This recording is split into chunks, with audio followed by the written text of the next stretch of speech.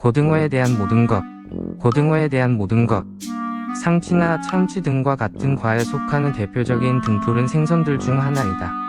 회로 먹을 경우 그 참치와 맛도 비슷하다. 몸 길이는 40cm가 넘으며 10에서 22도씨인 따뜻한 바다를 좋아하는 회유성 어종이다. 세계적으로 널리 분포하여 어릴 때는 플랑크톤을 먹고 성어는 멸치 또는 작은 물고기를 주 먹이로 삼는다.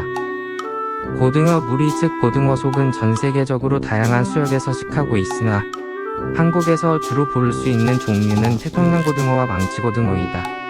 이들 두 종은 태평양과 인도양 쪽에 분포한다. 2015년에 일본의 도쿄 양대학에서 고등어가 참치를 낳도록 하는 실험에 성공했다고 한다. 내용인즉 취어 상태의 고등어의 참치에 생식 세포를 이식해서 고등어가 성장해서 산란기에 수정하면 참치가 태어난다는 것이다. 참다랑어가 멸종위기 중이다 보니 내놓은 기술이라는데 고등어가 성체가 되기까지 걸리는 시간이 1년인데 비해 참치는 5년이라 비용과 공급 면에서 경제적이라고 한다.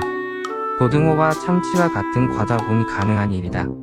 고등어의 새끼는 고돌이라고 하는데 사실 옛말로는 고돌이가 바로 고등어를 가리키는 순우리말이었다. 한자를 음동만 하게 되면서 발음이 약간 변화하여 현재의 고등어가 되었다. 재래시장 등에서는 고등어를 셀 때 손이라는 단어를 사용할 때가 있다. 1960년대 이전까지는 자주 쓰였지만 차차 안 쓰이기 시작해서 현재는 많이 안 쓰이지만 그래도 나이 지긋한 어르신들이 생선을 파는 곳에서는 가끔 들을 수 있다. 손이라는 단어는 생선의 포장 방식에서 유래했는데 생선은 바닥에 쌓아 놓으면 살이 물러서 아래쪽 생선은 금방 짓무르게 되고 순식간에 개미 등의 벌레들이 몰려들어서 비주얼상 판매할 수가 없기 때문에 생선은 반드시 벽이나 전문거리에 걸어놓고 팔아야 했다. 그래서 지프로 만든 노끈으로 미끄럽고 냄새나는 생선을 걸어둘 수 있게끔 포장한 것을 손이라고 한다. 노끈에 묶는 것 때문에 한 마리로는 묶이지가 않는다. 그래서 한 손은 두 마리를 의미한다. 마찬가지로 굴비나 조기 등도 같은 포장으로 파는데 역시 한 손은 두 마리를 의미한다. 아무리 맛이 좋아도 해산물의 비위가 약한 사람 대부분이 고등어를 싫어한다. 심하면 구이뿐만 아니라 찌든 조리든 어떻게 요리를 해먹든지 간에 비려서 학을 뗀다.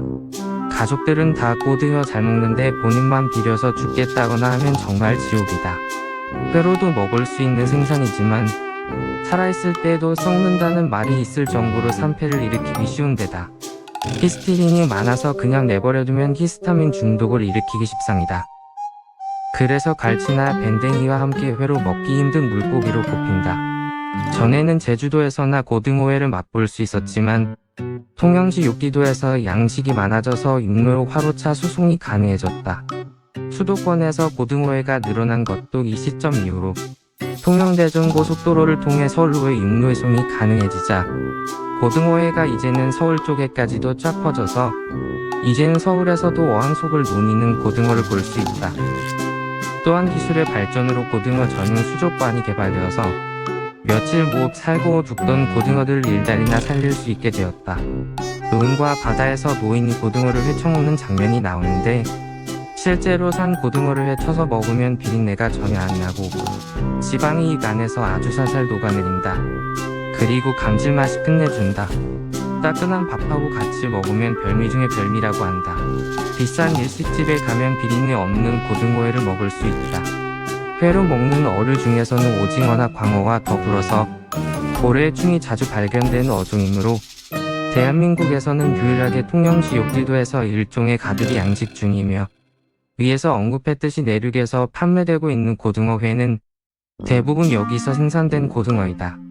일본에서도 고등어회를 많이 먹는다.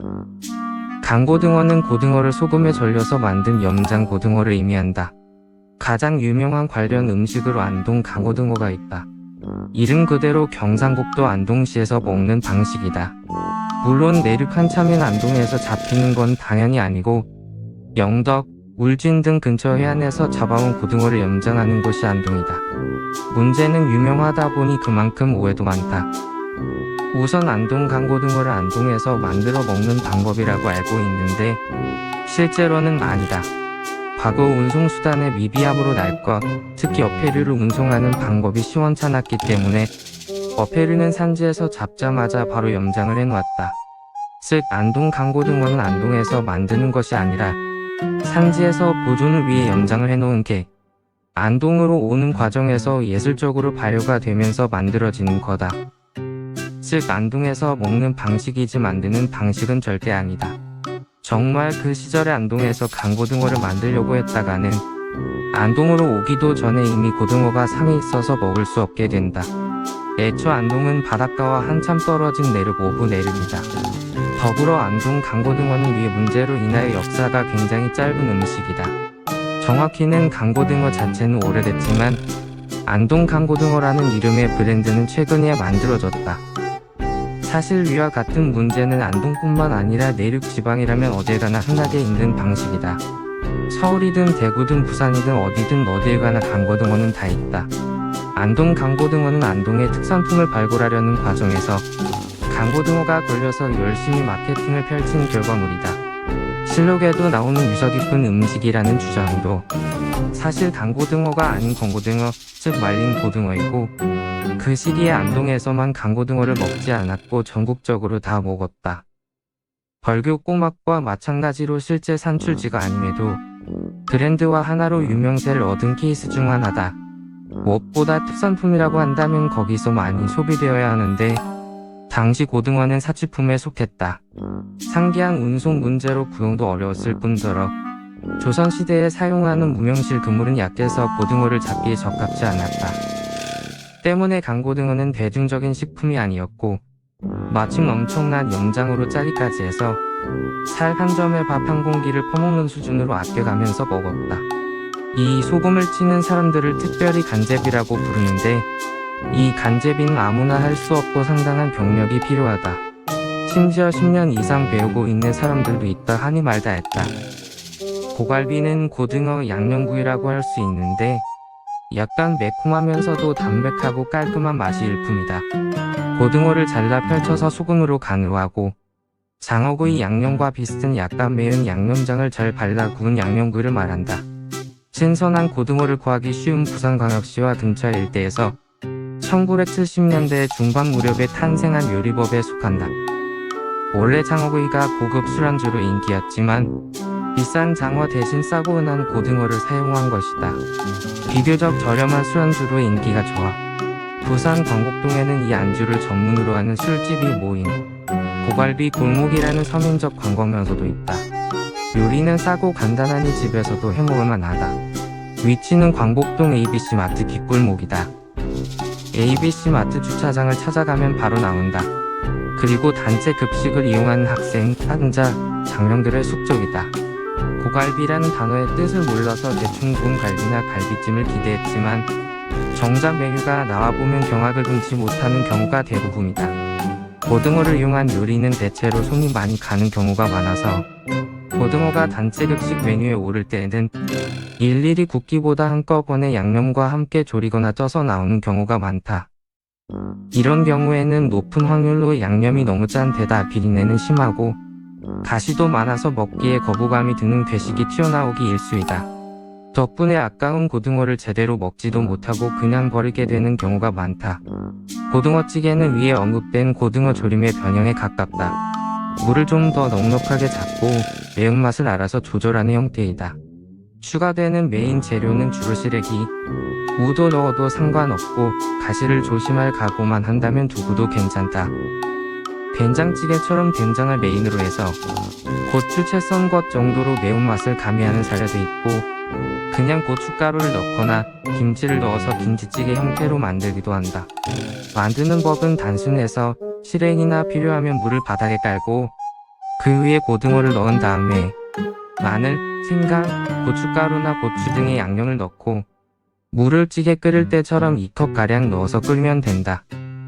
조림이 밑반찬이라면 찌개는 진짜 메인 반찬이 되는 데다. 시래기는 무보다 가격이 싼 몇 안 되는 채소 중 하나라서 양 늘어나는 것에는 조림을 능가하고 실패할 확률에서도 국물이 넉넉한 찌개 쪽이 더 편하다. 통조림이 변신하기 쉬운 것도 마찬가지다. 고등어는 튀김으로 해먹어도 맛있다. 특히 중국식 튀김 방식인 탕수육으로 만들어 먹어도 맛있는데 탕수 소스에 튀김옷을 입힌 고등어를 먹어보면 그 풍미가 가히 환상적이다. 새끼 고등어 같은 경우 덴푸라 형식으로 튀겨 먹는데 이 또한 맛이 좋은 편이다. 냉장고에 오래 보관된 고등어는 독이 될 수 있다. 등어를 먹으면 두드러기로 고생하는 사람들이 적지 않은데 두드러기를 일으키는 히스타민 성분이 많기 때문이며 심지어 과민 반응이 과하여 고등어 중독 사망에 이른 경우도 여러 있다. 반드시 보관을 냉동실에 넣도록 하고 냉장실에서는 하루 이상 가지 않게 조심하자. 그래도 냉동 보관하면 꽤 길게 보존이 가능하다. 고등어 자체가 흉기가 되기도 하는데 게임 등에서 무기 스킨 등으로 이 고등어를 칼처럼 쥐고 휘두른다. 대검의 경우는 가다랭이를 휘두르는 경우도 있다. 자면서 듣는 흥미로운 잡학사전 한 놈만 팬다. 오늘은 고등어에 당신이 몰랐던 사실에 대해 알아보았습니다. 다음 주제가 궁금하시다면 좋아요와 구독 부탁드립니다. 감사합니다.